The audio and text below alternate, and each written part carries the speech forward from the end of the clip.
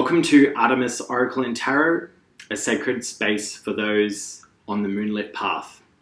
The moonlit path refers to an inner journey of healing, one that isn't linear and may often require us to move into solitude for a period of time, to sit with presence, loving compassion, and care so that we can identify and resolve aspects of our identity that may have been repressed or exiled or wounded.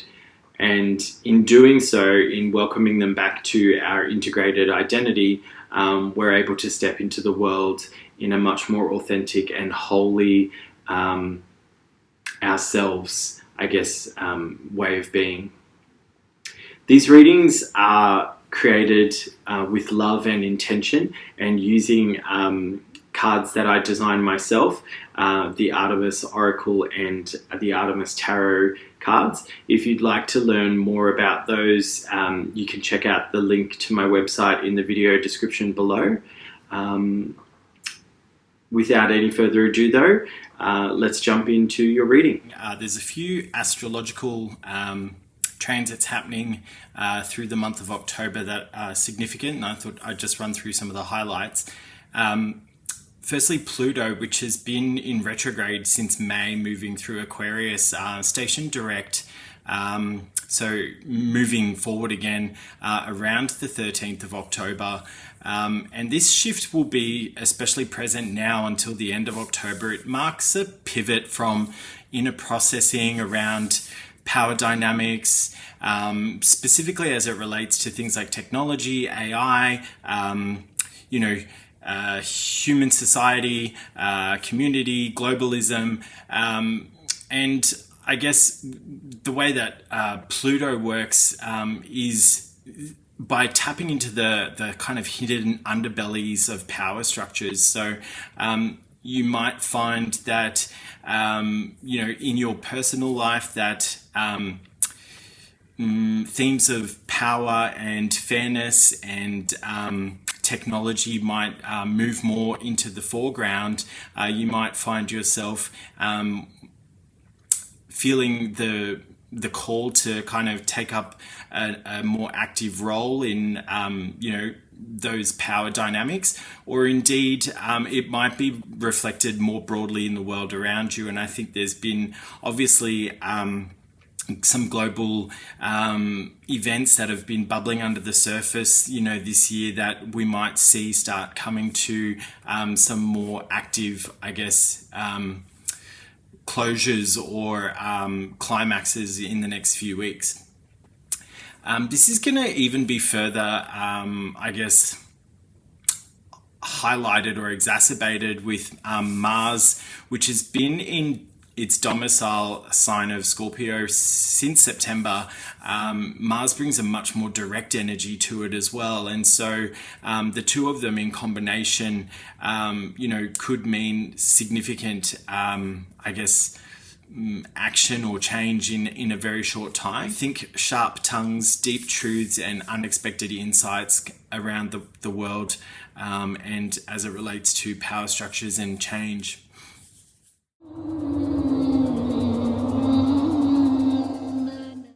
Hello Pisces, and welcome to your October reading, and thank you for coming back to Artemis Oracle and Tarot.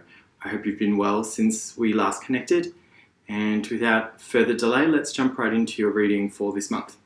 Let's start by calling in spirit, and I've got some sandalwood incense here for you today, our highest good.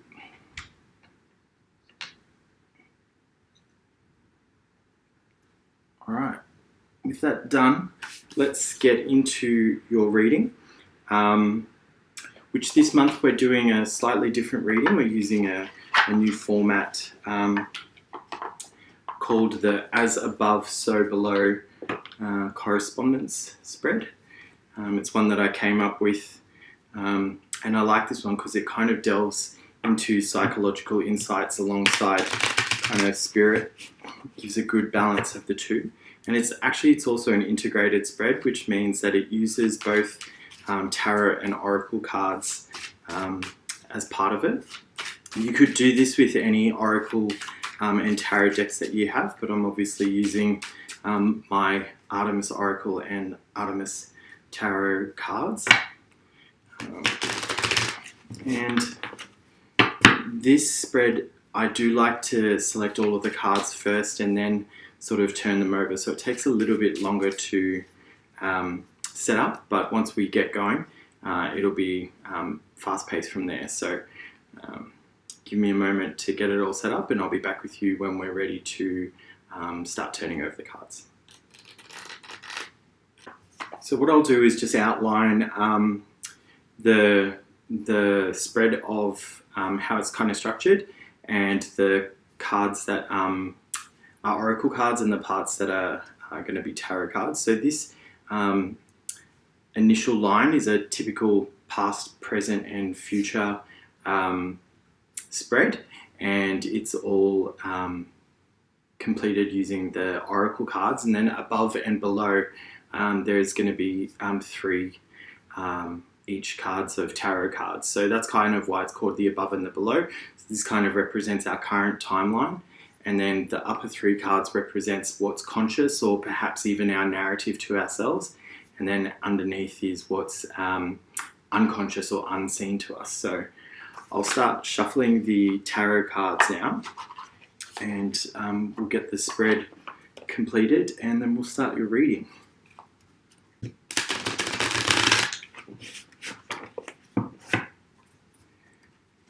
Now, if you have joined and watched a few of my readings before, you'd know that I like to use a pendulum to help select the cards. It's just part of my ritual, I guess. So we'll be doing the same again, and this spread only requires 6 additional cards to the oracle cards, and today I'm going to use the clear quartz pendulum to select the cards for you. So we're looking for anti-clockwise circles here. Alright, Spirit, which of these piles wants to speak to our Pisces friends today?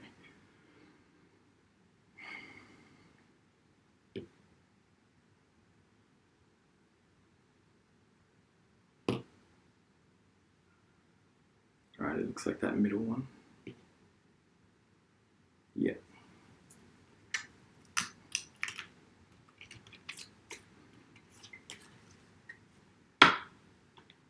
Alright.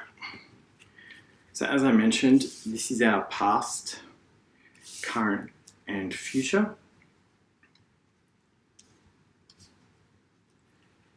In the lower center, we've got internal factors at play. In the upper center, we've got the conscious kind of story to self. In the top left, we've got past foundations that are influencing your thinking or that story. And in the top right, we've got the current focus or your current mental focus and the relationship of that to the outcome of the future card here. In the bottom left, we've got the impact of a past unresolved factor and that you're unaware of, like how it's currently impacting the situation. And then the bottom right, we've got unseen or unconscious factors that are influencing this final outcome.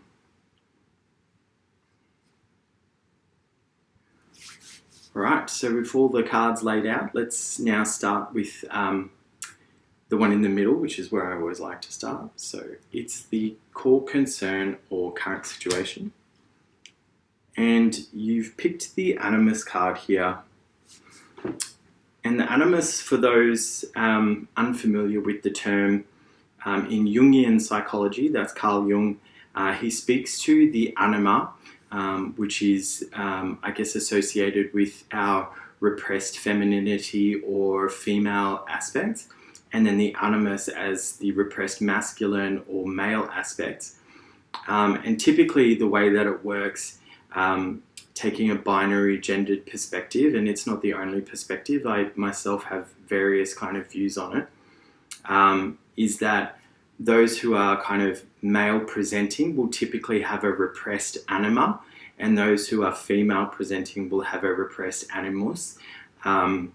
But to give some context, like as a gay man, I found that my anima, my feminine qualities, emerged quite early and were certainly more front and center as it relates to the persona that I presented to society, in that I was creative, highly intuitive, very receptive to the needs of others.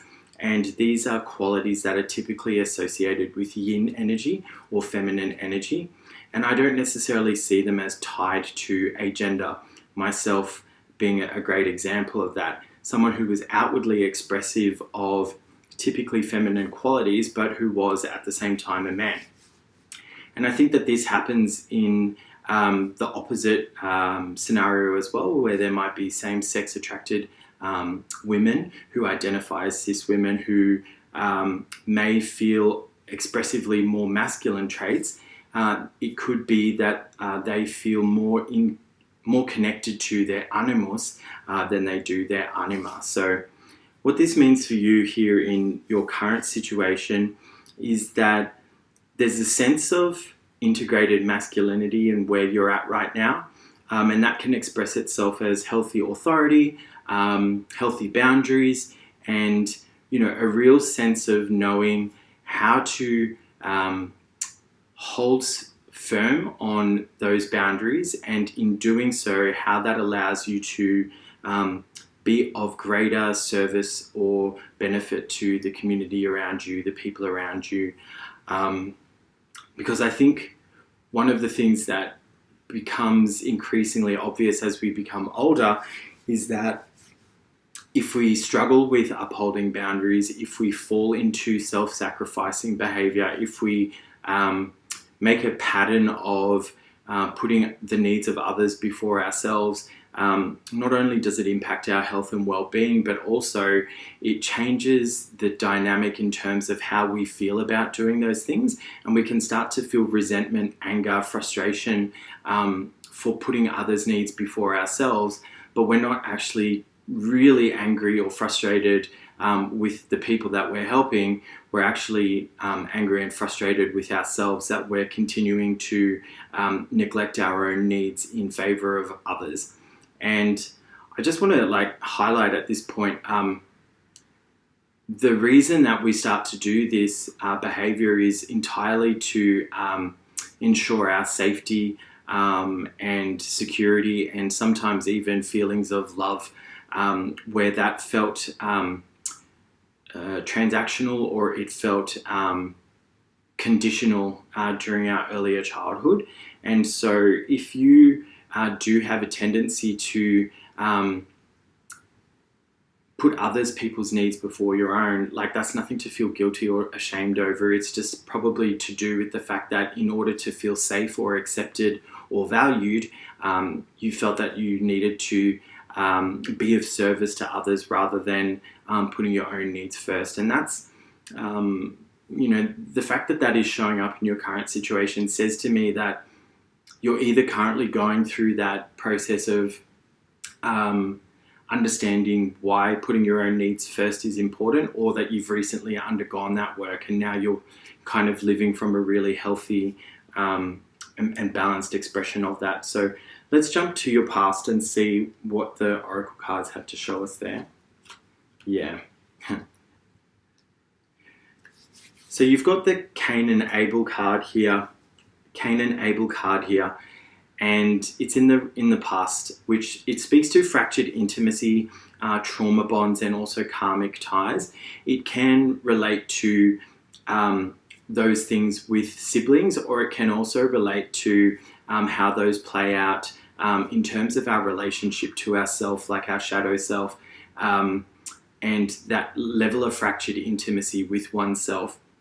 And having it upright in the past shows to me that the lesson of Cain and Abel has been worked through and managed and integrated. And so that's what's leading to this, integrated masculinity and boundaries in the current situation with Animus, is that, perhaps in earlier childhood, you struggled with indicating your needs and felt that supporting your siblings was more important, or perhaps Even you got the sense from your caregivers that your brother and or sister's needs were, for whatever reason, like higher in priority to yours.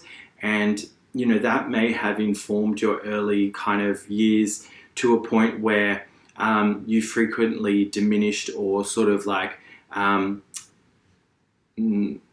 put lesser focus on your own needs in order to kind of be in line with the family narrative around, who should get the attention, or who, was the talented one, or the, the golden child. There often is in family dynamics a sort of a golden child and a scapegoat child, where one will receive a lot of positive attention and also pressure, and another will frequently be found to be at fault, or in some way, shape or form, anything negative that happens kind of ends up being laid at the scapegoat's feet. And that's a really tricky dynamic as well, because both of those roles are really hard to endure from the child's perspective. And I think as siblings age, if they recognize this dynamic that happened within their family, one of the most healing things that I can suggest is actually having an open conversation about it. If you can resist falling into the trap of doing what our caregivers did, which is to start going, yeah, but you always got this, and that always happened this way. That's not what it's really about. It's more about understanding the unique pressures that the person in the role opposite to ours had to bear, and how it was in its own way no easier than the challenges that we had to face. And it's through that understanding and witnessing of actually both of these dynamics were really kind of terrible, that the healing can start to take place from. All right, let's look at your future card here. All right, you've pulled the Abraxas card. And Abraxas speaks to sacred cycles, spiritual evolution, and like cycles of birth, death, and rebirth. And I think it's really interesting, like even just looking at the symbology of these three cards here, we've got like two separate entities kind of like facing off against one another. Then we've got like a single united entity here.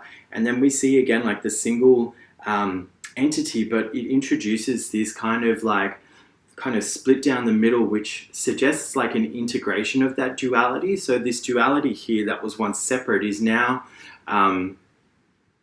through the process of like ego death, has been integrated. It's that integration of shadow self with our more conscious persona. And in doing so, we find deep wells of strength and creativity and power that were never previously available to us, because we were always repressing aspects of the shadow, believing them to be shameful, wrong, unpalatable, or for whatever reason, just like not permitting them to have space in our kind of like more conscious awareness. And Abraxas is all about the dissolution of convention. It's about, radical and complete acceptance. And in doing so, finding a new sense of power to be within your sovereignty within the world. And I think as like a single kind of continuing narrative, like this is one of real strength and power. I would suggest that the work with the Animus is potentially not complete, but you're definitely tracking in the right direction. And if you have siblings, it might be about getting to know them like properly for perhaps the first time in your life. Siblings, it's a weird relationship, right? Like in some ways, no one knows you better. No one knows the dynamics in which you grew up better. And yet in some cases, like they can also feel like the most alien people to us. With that said, I think that there's something incredibly powerful to be had from taking a conscious step closer towards our siblings and seeking to repair some of the hurt and heartache that may have been inflicted during childhood, because more than likely it impacted everyone just in different ways. And if we can put aside our own feelings of hurt for just a minute to try and better understand how it may have also impacted our siblings, I think it can be really powerful in terms of bringing us closer together.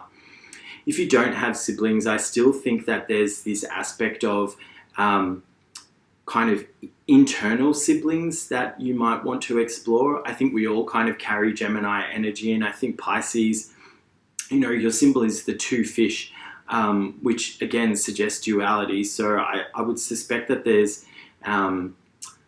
qualities of you that you have felt were unacceptable and that you had to hide, and they're waiting to meet you. And that's what this reading is calling you to do. It's calling you to step forward and I guess embrace them. All right, let's go to the upper center and look at the conscious awareness, your story to yourself. Yeah. You've pulled the star here in reverse in that conscious story, and the star, it does speak to hope, like in the darkest night, having that sense of like a guiding light that will lead you to eventually the moon and then the sun, and in the abundance of the sun, like it's that conscious awareness. And so right now it might feel a little bit like you're sort of journeying a little bit blind through the inkiness of the night. And I just want to remind you that the stars and the moon, they do provide luminescence, and they do provide a journey map for us to follow. I mean, even if you think about, our kind of ancestors, they managed to circumnavigate the world on ships without technology, just by looking at the stars in the sky.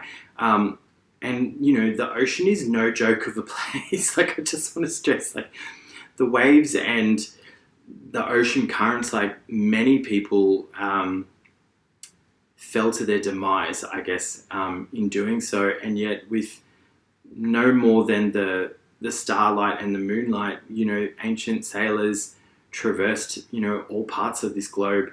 And I think that that's pretty significant. And I think that as it relates to us, the point of that story is you can use dim lights like starlight, like moonlight, to circumnavigate the internal aspects of who you are. And no matter how dark it seems, there's always guidance there for you if you just learn to be open to the messages showing you where to go. All right, down in the lower center, let's look at the internal factors at play. And you've turned over the Knight of Cups here, the Knight of Cups is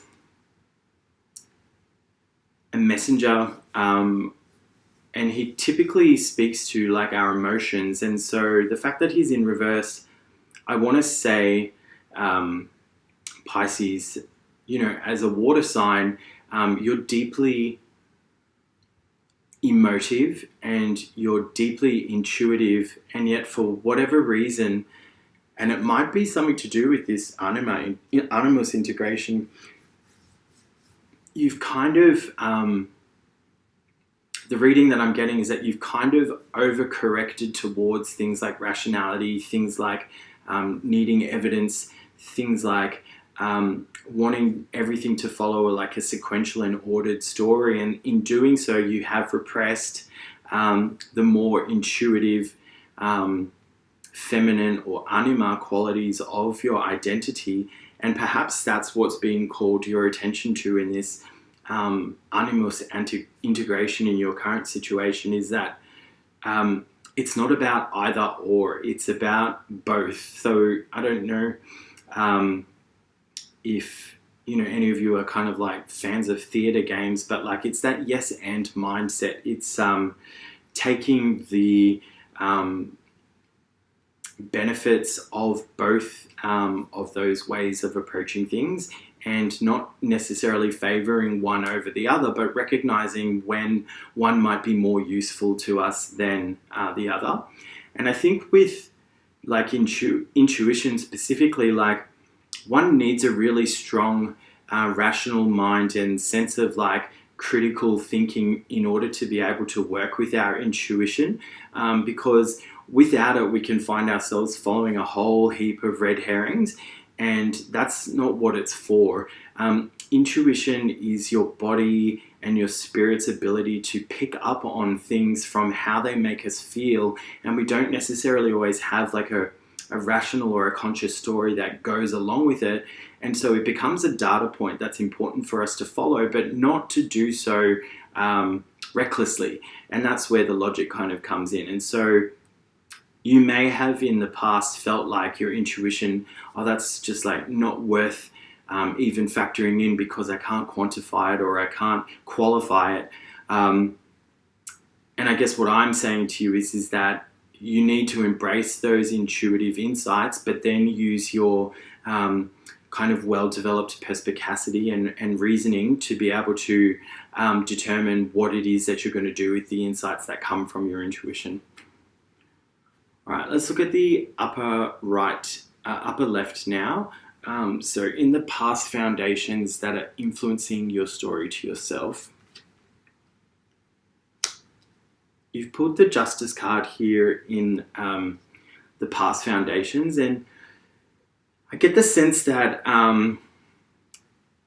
there was a partnership that went awry, or perhaps there was a situation of some sort of deliberation that didn't go in your favor, and that has really knocked your confidence to a degree, perhaps even, has left you sort of feeling that there is no hope. And it's really important to, on one hand, recognize challenges that have impacted us in the past, but also at the same time, not begin to identify with those stories to the point where they become limiting beliefs around what it is that we're capable of in the future. Because whilst it may be true that something quite difficult did happen to you over here, that doesn't mean that there's no hope for the rest of the future. That doesn't mean that every time you find yourself in a similar situation that it's always going to turn out poorly for you. And that kind of cyclical negative thinking can absolutely be a trap that people will wake up one day, in their late 50s and realize, oh God, I've spent so much of my time giving over my life and energy to this situation that kind of ended however many years ago, but it's continued to dominate my self-narrative. So I would ask you to sit with that and really think about these childhood beliefs or sibling bonds that you may have, for whatever reason, attached limiting stories to, and through your integration of your anima and animus, dissolve those so that you can start to see that there is hope again.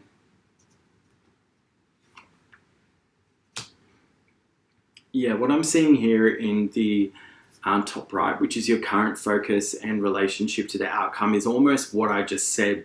The Eight of Cups represents like a walking away from a difficult emotional situation, but knowing that you need to walk away from it in order to move on.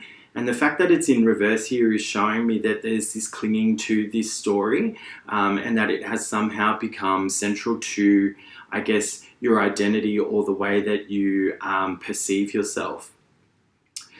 And I think that what's being called for here, what Spirit is asking you to do, is to name the beast and then acknowledge it for the way it has protected you or the way that it has served you, and then also release it from service so that you can walk away from it and no longer be defined by that past story, because it's a story of something that happened, but it's no longer a story of something that's ongoing and happening. And for those who have been doing any sort of trauma work, I think you will recognize like how important that separation is in terms of like the trauma being about something that happened to us once rather than something that's continually and ongoing happening to us, because that's when it becomes impossible to break free from.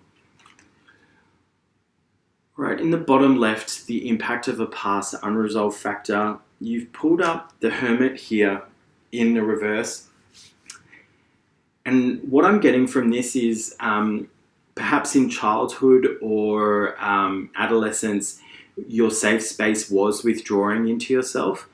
And the fact that it's showing in reverse, I think what I'm getting from that is that although that may have offered you safety then, in adulthood, isolation is very rarely a helpful mitigation strategy, because we don't have a parent like checking in on us the way that we did when we were teenagers. We don't have that same level of being checked in on. And in adulthood, that solitary kind of confinement can very quickly become isolation. It can very much then lead to withdrawal. And then before we know it, we've created this situation where we feel we can't reach out to anyone. And that can be really damaging in terms of like mental health. And I guess the most important and protective factor in mental health is having strong relationships with people that we can kind of mirror and be mirrored by, and that gives us a sense of co-regulation that is, more healing and helpful than any medication or any kind of therapy. Is just like being around people who are vibing with us and we're vibing with them. So if isolation is your go-to tactic for when you're feeling hurt, and I'm going to raise my hand and say like it's absolutely mine, it has been mine for a very long time, it's one that we need to not replace, but certainly have other strategies as well that we can leverage, because if it's our only one, it's a dangerous one. All right, bottom right. So in the unseen unconscious factors, we've got the Queen of Swords here, which it's really interesting. Every single one of your cards has been in reverse. I don't think I've seen that, and I promise I shuffled. The Queen of Swords speaks to intellectual capacity, smarts, strategy, truth-seeking, and like incisive kind of like verbal communication. And the fact that it's in reverse, I want to say here, like, not only are you potentially feeling sort of like emotionally stunted, for whatever reason, you're feeling like you can't speak up about it either. And like that becomes a really dangerous combination, because like healing this, like getting back to a sense of like emotional regulation, requires us to be able to tell our stories of hurt and heartache to those who are worthy of hearing them. And I'm going to like pause for a second to really clarify on what I mean by that. Telling our stories of hurt and heartache, so trauma, childhood, anything like that, to those who are worthy of hearing them, is about telling our stories that are deeply personal to individuals who are going to receive them in a way that makes us feel validated. And this is not easy, because friends, family, brothers, sisters, like some people are deeply attuned to the needs of others, and other people are like deeply uncomfortable with talking about feelings. And I would say that unfortunately in today's society, most people are more uncomfortable talking about feelings than they are delving into the depth of childhood challenges and trauma with, their friends or family. And so for you, the task, Pisces, is thinking about your friends that you have who you know can receive you in a way that's going to hold you emotionally, and also not try and solve for you, because that's not what it's about. It's about someone seeing you and saying, yeah, I see you, and I see how this has hurt you, and let's figure out together how you want to move forward from this. And I think you definitely have those people around you, Pisces, because you're that person for so many. I know for me, my people, a lot of them are Pisces, and so the invitation to you is to reach out to us, because we want to be there for you as much as you've been there for us. That's all I have for you for this reading for October. I know that things are going to get better for you, and they will get better the moment that you reach out and tell people that you want to talk about something. All right, Pisces, I love you very much, and I will speak to you soon.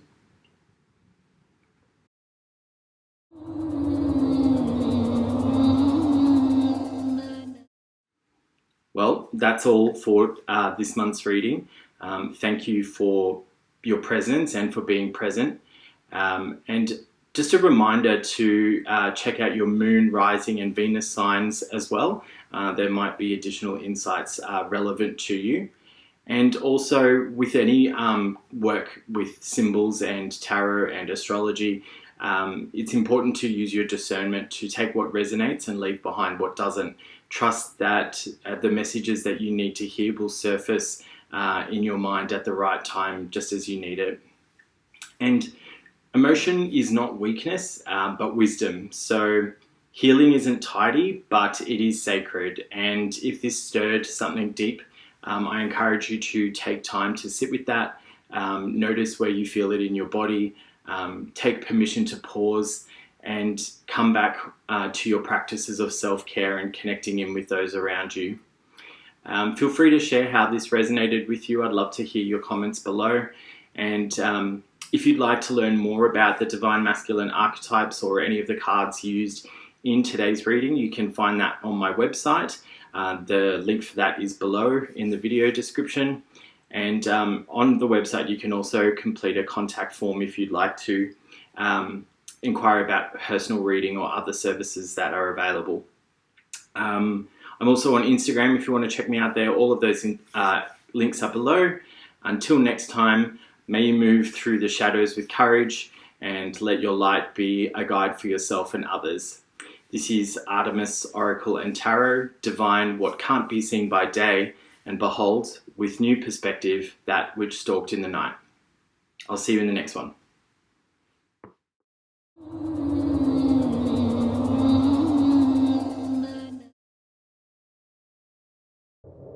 You've been watching Artemis, Oracle and Tarot, a sacred space for healing for those on the moonlit path. Join us here on YouTube for monthly tarot readings by astrology sign and deep dives into the imagery and symbolism used in the making of our unique Artemis Oracle and Tarot decks.